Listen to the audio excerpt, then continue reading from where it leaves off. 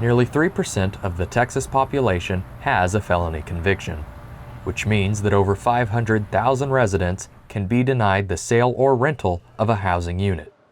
But what does this mean for ex-convicts, and what can they expect in the housing market?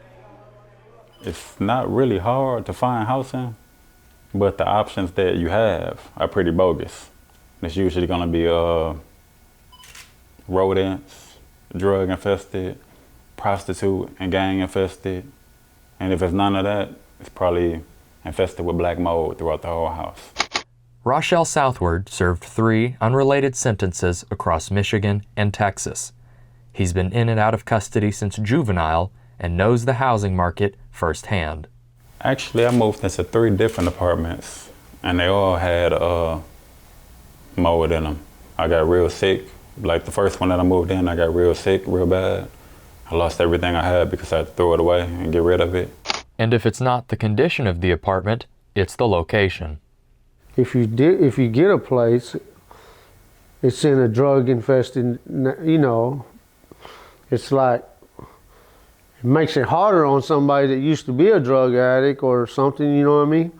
If they're surrounded by that and you can't get out of that. Bruce Flanagan served 15 non-consecutive years across the Lone Star State. Today, these men are students to a class of 25 under one house in South Dallas. 90% of our clients we meet in prison before they come here, so we can find out a little bit about their backgrounds, what's gone wrong. David Gant is the executive director of Trinity Restoration Ministries, a private re-entry program committed to new beginnings. TRM does not work with sex offenders. They take a lot of classes. They're required to take biblically based classes, some life skills classes, and they're required to save money until they graduate. And then we have the living room. The ministry can hold up to 33 people and typically runs through 100 men a year. Today's the day, so give.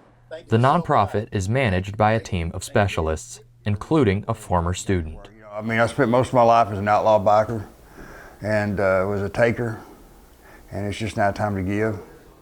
David Aycock is a Marine Corps veteran and 3-time convict since 1981. Today, he works for TRM as the house manager. Just kind of the flow around here. I'm not really a policeman, but I do kind of hold everybody accountable. The Texas Department of Criminal Justice does offer re-entry programs, but the men of TRM do not recommend them. They run it just like a prison. Like they come out here, they can't even have a cell phone. If they get caught with a cell phone, they get sent back to prison. But they're also just ate up with drugs and prostitutes and all that stuff right there inside somewhere that's supposed to help you get better. They feed them prison food. They still got to do count time and get at the bunk like they in prison. It's crazy. You don't want to be there. Which is why TRM is a leading contender for ex-convicts, preparing them for the long road to life after prison.